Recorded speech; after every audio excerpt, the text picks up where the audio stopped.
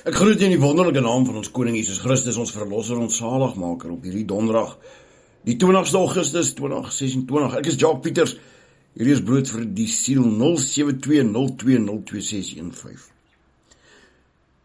2 Tessalonisense 1 vers 3 tot 12. Begin sommer met die dankbaarheid. Ons moet God altyd oor julle dank, broeders, soos dit billik is omdat julle geloof grootliks toeneem en die wederkerige liefde van elkeen van julle almal groter word. Hierdie brief wat Paulus geskryf het aan hierdie spesifieke gemeente, begin hy met 'n dankbaarheid. Hy begin om te sê dat hy is dankbaar omdat hy sien hulle geloof groei. Hulle liefde word groter. Met ander woorde, hy sien die krag van die Here in hierdie gemeente toeneem. Want die mense is gehoorsaam. Die mense beoefen dit wat hulle leer uit die evangelie uit. Sodat ons self in die gemeentes van God oor julle roem, vanweë julle volharding en geloof onder al julle vervolginge en die verdrukkinge wat julle verduur. Nou ons moet verstaan, toe die gemeentes begin is in daardie tyd, was daar groot uitdagings.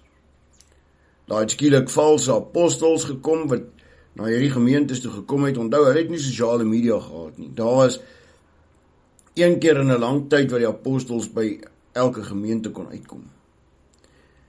En dan het daar mense gekom wat gesê het, maar ons is deel van daai mense, ons is ook so, en dan het hulle 'n valse evangelie verkondig, en hulle die mense mislei. Ander het weer gekom soos die Jode, wat hierdie kerke wou afbreek, wat die priesters wou doodmaak, wat hulle vervolg het, soos die Romeinse soldate ook, want onthou Paulus was ook een, hulle het die Christene vervolg en daar het hulle geslaan, hulle het hulle in die tronke gegooi. Hulle het hulle voor die howe geneem. So hulle het groot uitdagings gehad, baie groter as wat ons het. Maar nog steeds het hulle geloof gegroei, nog steeds het hulle liefde vir mekaar gegroei. Nie soos ons vandag nie. Vandag is dit asof dit 'n kompetisie is. Vandag is dit die verdeeldheid groter. En dis die grootste wapen van die duiwel ook. Maar ongeag daarvan weet ons dat die Here in ons harte is. Die Heilige Gees in ons moet woon. Paulus het gebrek oor die gemeente. Hulle het gebrek van hoe hulle groei, selfs gedurende hulle verdrukkinge, selfs gedurende hulle vervolging. 'n Teken van die regverdige oordeel van God, dat julle die koninkryk van God waardig geag mag word, waarvoor julle ook ly. Sien, daar was lyding. Daar was lyding. As ons so kyk in die wêreld vandag, daar is sekere volke in die wêreld wat nie eens 'n Bybel mag hê nie, wat ondergrondse kerke het, wat onder bome kerk hou, wat in pype gaan kerk hou, wat honderde kilometers ver reis om 'n diens by te woon, en hulle dienste is nie net 'n halfuur of 'n uur of 2 ure lank nie. Hulle dienste is sommer die hele dag. Die hele dag.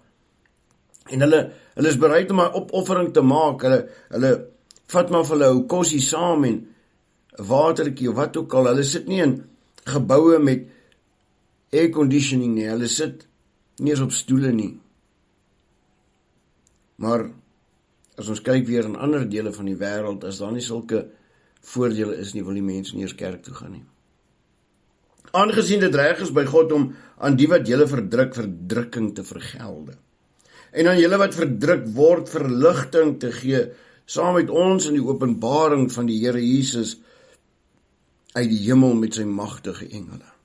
Ons kan maar net dink hoe die fariseërs en die priesters van daai dae beplan het om selfs die apostels dood te maak, om ontslae te raak van hulle, om ontslae te raak van hierdie mense wat die woord van Christus te verkondig, want dit is die Christus wat hulle gekruisig het, dit is die Christus wat hulle doodgemaak het.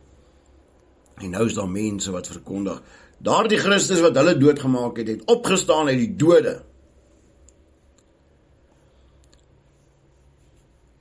van die Here Jesus uit die hemel met sy magtige engele in vuur en vlam. Jy weet, met ons Bybelstudie wat ons nou so praat oor Openbaring, jy spesifiek, gebeur dan nou juis met die trompetgeluide wat ons nou doen. Vuur en vlam,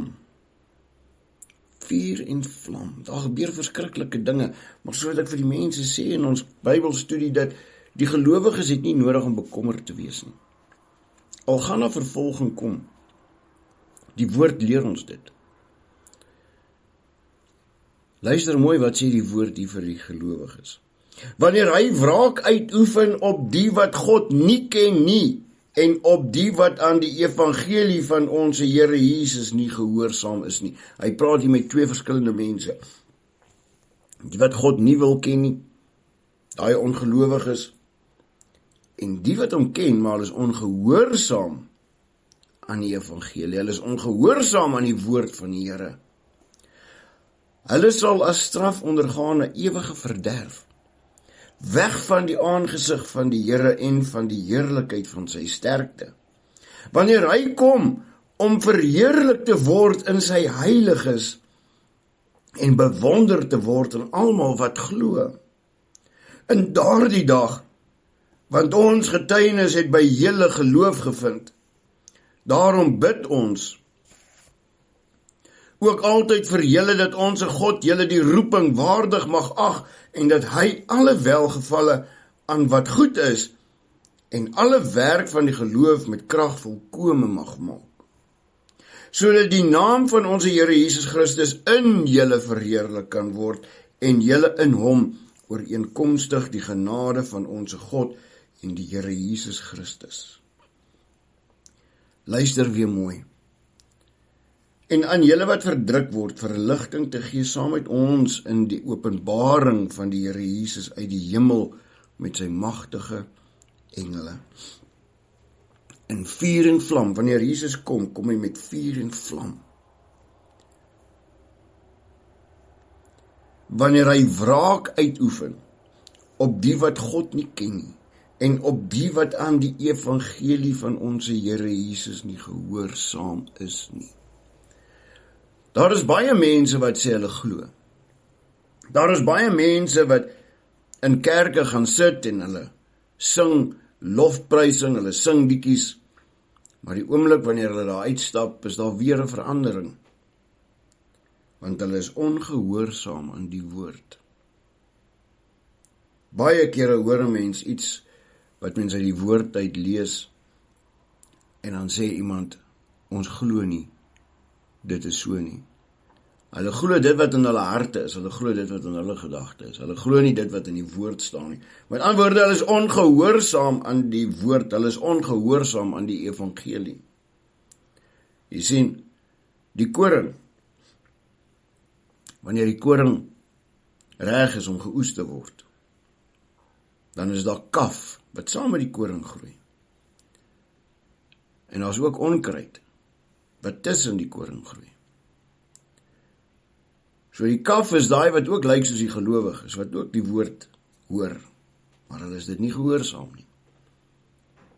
Dis hulle wat ook een kant toe gegooi word, saam met die onkruid. Kom ons bid saam. Hemelse Vader, in die naam van Jesus Christus, sê ons dankie Here vir nog 'n dag. Dankie Here, dat ons vanmôre kon opstaan, nog steeds hoorende, sienende en voelende, dat ons U naam kan groot maak, Vader, want ons loof en prys U deur die naam van Christus. Dankie vir die kruis en die genade, en dankie dat U ons elkeen geroep het by die naam. Dankie dat U ons leer om gehoorsaam te wees aan U woord, en vas te staan in wat U woord sê, en nie wat mense sê nie. Vader, dat ons daarin kan groei, omdat ons weet, ons is wedergebore kinders van die almagtige God, wie se liggaam die tempel is, waarin die Heilige Gees kan woon. En ons dank U daarvoor. Gaan ons vooruit, Vader. Versterk ons, leer ons, deur die Heilige Gees in Jesus Christus naam.